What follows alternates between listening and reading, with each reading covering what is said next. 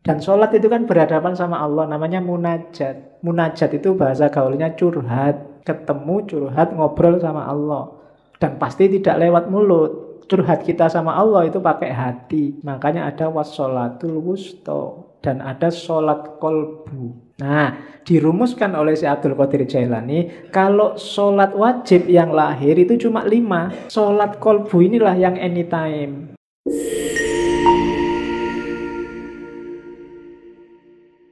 Sudahnya sekarang. Sudah panjang ya. Nah, namanya sak kitab. Yang pertama syahadat. Syahadat itu ya kesaksian. Diucapkan lewat mulut, diyakini lewat hati, dan diinternalisasi dalam kehidupan sehari-hari. Tidak boleh hanya mulut saja. Oh, saya sudah syahadat loh Pak. Tidak, bukan itu. Kalau ada orang diskusi, wah kamu sudah kafir, sekarang harus syahadat lagi. Itu syahadat mulut itu namanya. Kafirnya juga mungkin hanya kafir di mulut. Tidak hakiki. Syahadat yang hakiki itu apa? Kalau di Sirul Asror ada 12 kualitas diri yang harus dimasukkan dalam hidup kita paling tidak. Ada la ilaha illallah, ada Allah, ada Hu. Ini yang sering ditanyakan orang. Saya banyak ditanya tentang Hu ini. La ilaha illallah itu level awal. Hidup kita itu kan variabelnya banyak.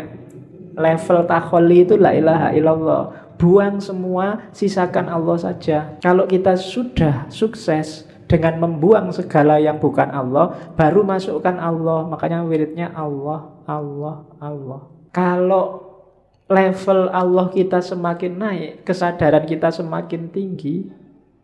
Kalau masih Allah itu kan seolah-olah ada makhluk di dunia ini, terus ada Allah di sana yang namanya tiap hari kita sebut. Tapi begitu kita sadar bahwa ya semua yang ada di alam semesta ini manifestasi, tajalli dari keberadaan Allah, akhirnya tinggal Hu. Hu itu dia.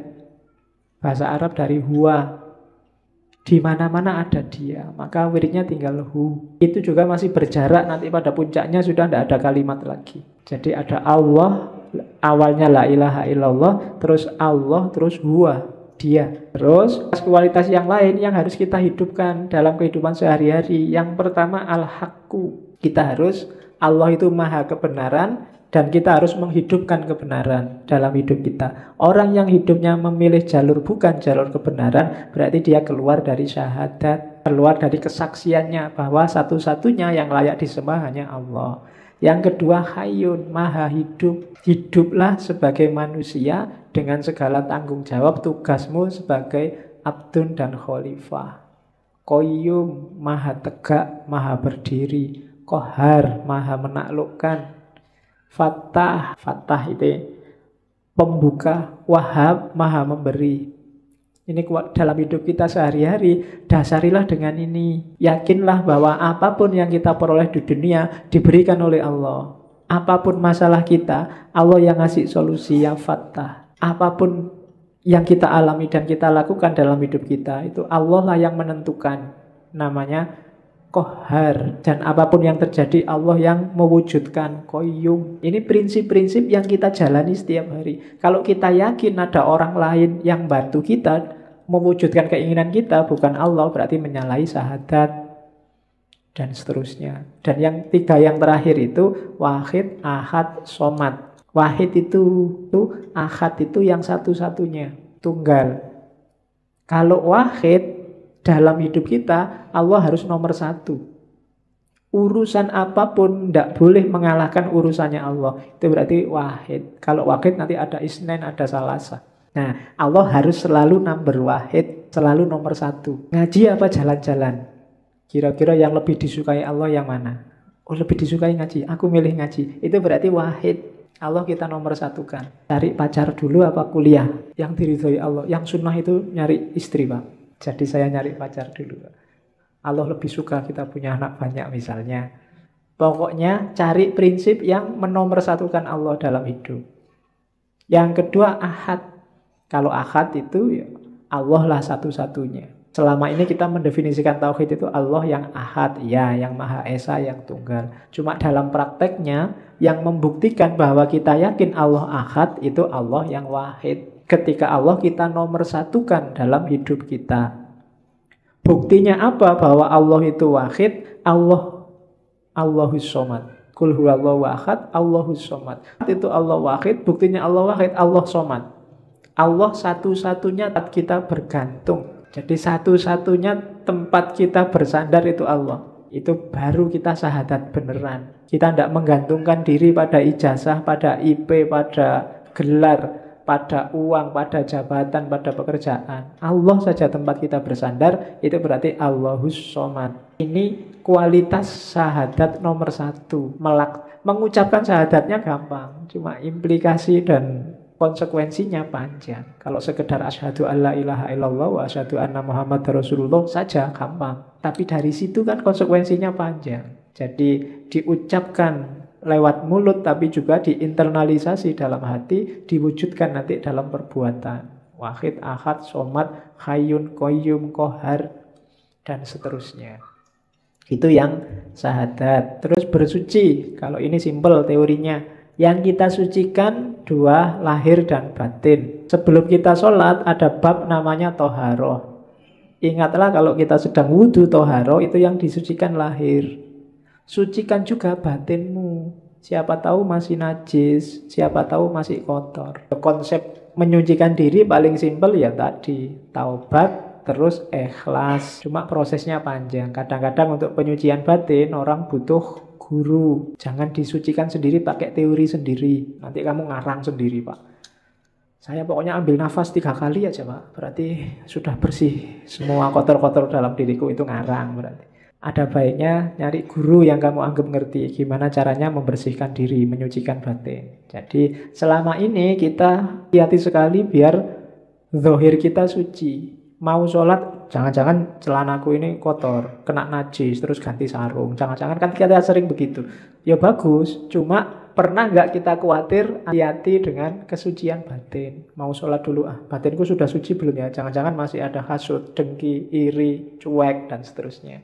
Itu menyucikan batin. Jalannya 2, taubat sama ikhlas. Makanya sholat itu ya diancang-ancang sebentar lah, jangan ujuk. Apalagi jamaah. Imamnya sudah mau rukuk, datangnya telat. Sujuk langsung telat. Ya ambil nafas sebentar, konsentrasi, bersihkan. Kalau lahir kan sudah, bersihkan batinnya. Sadari bahwa ini sedang berhadapan dengan Allah loh. Ya tidak usah tegang.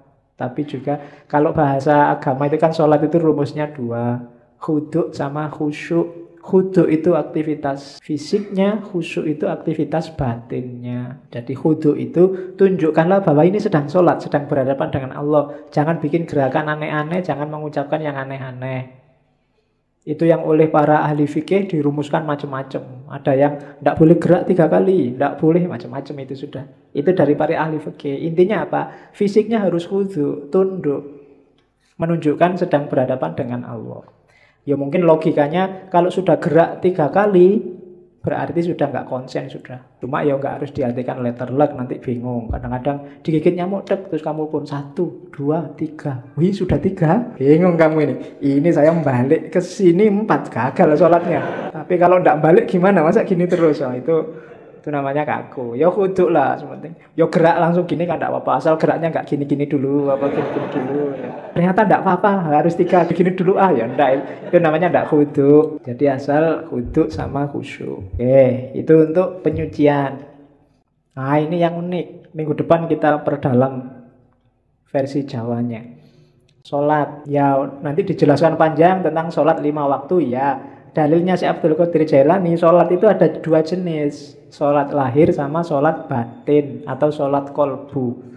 Dalilnya apa? Al-Baqarah 238. Hafidhu ala sholawati was sholatil wusto. Sholawati itu sholat 5 waktu itu. Kalau sholat wusto itu sholatnya kalbu. Kenapa disebut sholat wusto? Karena kalbu itu letaknya di tengah tubuh kita. Dan kalau kita sholat fisiknya, kalbunya harus sholat. Kan ada hadisnya Nabi itu uduril. Ya, meskipun dalam prakteknya susah, kita kadang sholat itu pikirannya melayang kemana, kolbunya juga ikut kemana. Nah, padahal nilainya sholat ketika kolbunya hadir.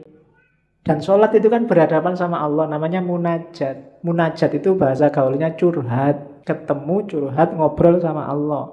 Dan pasti tidak lewat mulut. Curhat kita sama Allah itu pakai hati. Makanya ada wassolatul wusto. dan ada sholat kolbu. Nah, dirumuskan oleh Syekh Abdul Qadir Jailani, kalau sholat wajib yang lahir itu cuma 5. Sholat kolbu inilah yang anytime, yang harus kita bawa. Tidak hanya waktu sholat, tapi di luar sholat. Kolbu kita yang tadi waktu sholat hadir, juga harus sholat di luar waktu sholat. Sholatnya apa sih kolbu kita itu?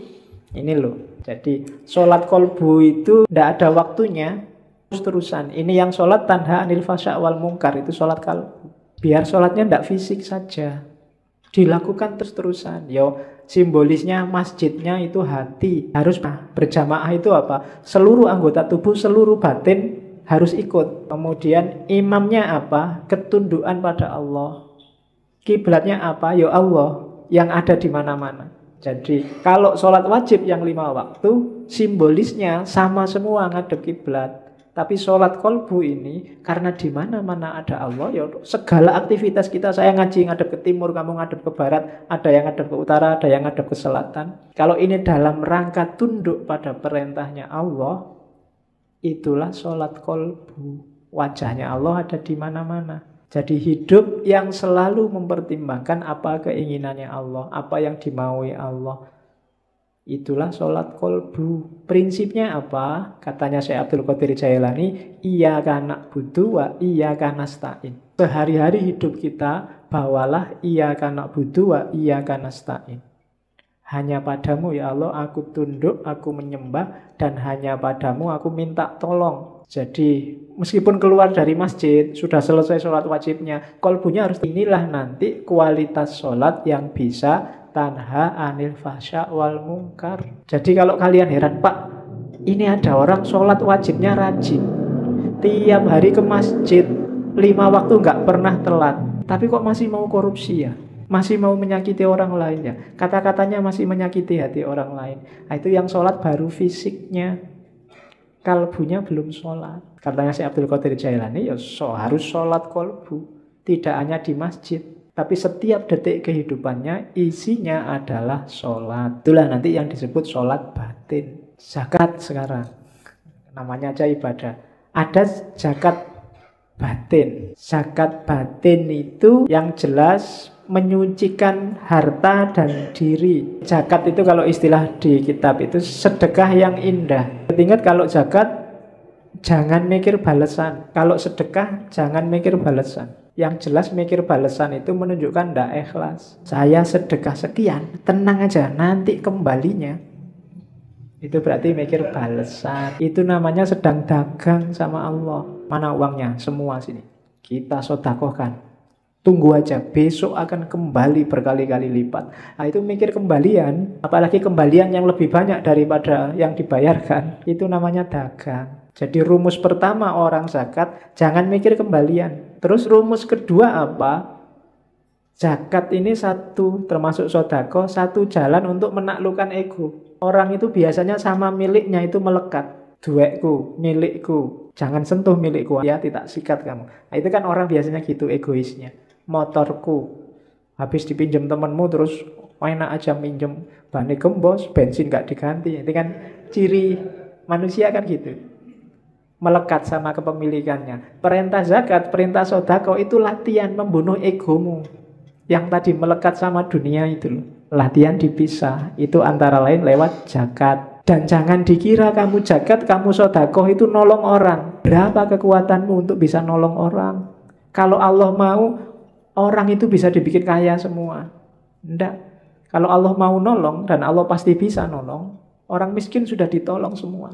Itu urusannya bukan kamu yang nolong. Itu ujian dari Allah. Melatih egomu menunjukkan keikhlasanmu.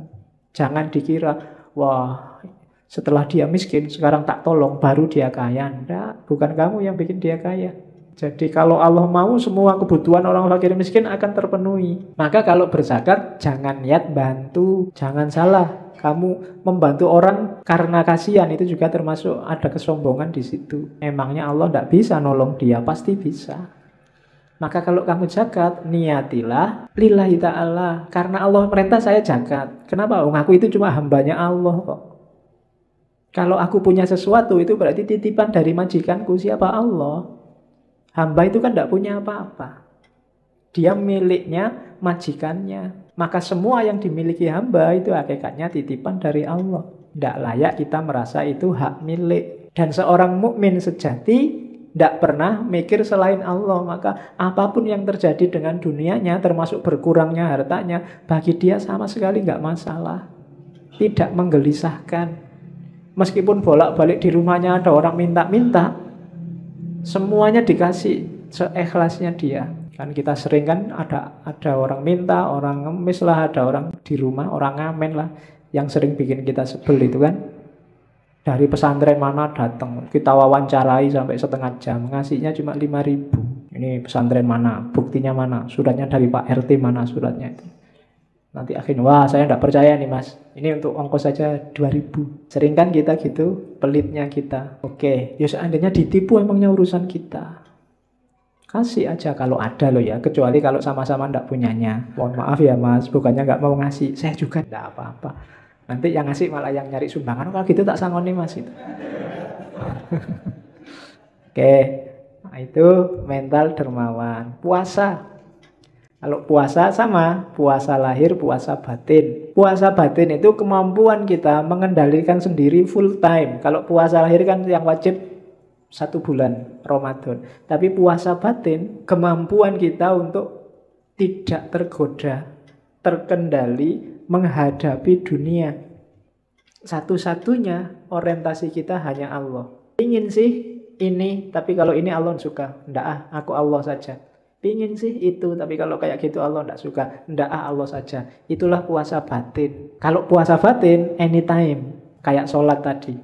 Kalau yang lahir sih cuma yang wajib 1 bulan Ramadan. Puasa batin katanya Syekh Abdul Qadir Jailani ya bisa batal juga. Batalnya apa? Kalau kita tergoda oleh dunia, berarti saat itu kita batal. Kalau batal gimana? Ya dimulai lagi dari awal. Jadi itulah puasa lahir dan puasa batin. Terus haji. Ini haji saya nggak sempat nerjemah, tak potong aslinya. Kalau haji syariat kita sudah tahu ada manasiknya. Kalau haji hakikat gimana? Azadahu wa rokhilatahu awalan al-mailu ila sohibit talqin wa akhadahu minhu. Ini maksudnya apa? Untuk haji rohani, haji itu kan perjalanan suci. Perjalanan suci kalau rohani namanya suluk. Adanya di mana? Tasawuf. Jadi haji rohani itu ya para sufi yang melakukan riyadhah. Yang pertama apa? Carilah guru yang ngerti untuk belajar. Setelah itu apa? Summa mulazamatal dzikri bil lisan. Setelah itu amalkan dengan lesanmu. Setelah itu wa mulahadzatu maknahu. Perhatikan maknanya hatta tahsila hayatal qalbi lahu. Zikir dengan lesan, perhatikan maknanya. Karena zikir ini bisa menghidupkan kolbu. Kalau kolbu sudah hidup dengan zikir lesan, summa yastahilu bidzikril batin. Batinmu akan zikir juga. Hatta yusaffihi mulazamata asma'is sifat. Sampai kemudian batinmu yang tiap hari zikir itu menemukan nama-nama, menemukan tajallinya Tuhan. Fatadhura ka'batas sir. Sehingga tampaklah Ka'bahnya yang hakiki, Ka'bah tasir. Ka'bah rahasia itu apa? Batinmu, hatimu, bi anwaris sifat. Dengan cahaya sifat Allah. Dan itu ada ayatnya. Allah itu kan ketika nyuruh Ibrahim sama Ismail untuk bangun Ka'bah kan pertama-tama disuruh mensucikan batin. Wa ahidna ila Ibrahima wa Ismaila antohiro baitiyah lit-ta'ifina. Jadi bukan bangun tapi menyucikan. Menyucikan Ka'bah. Ka'bah yang di mana? Di dalam dirimu. Makanya dulu Syekh Hamzah Fansuri berjalan kemana-mana sampai Mekah, sampai Thailand, sampai nyari Ka'bah, nyari Tuhan. Di dalam Ka'bah pun tidak ketemu. Ketemunya di dalam hati. Itu Ka'bah itu sir. Tawaflah di sana. Kalau nggak ada kesempatan haji batin, syukur bisa duanya lahir dan batin. Nah itu kalau haji.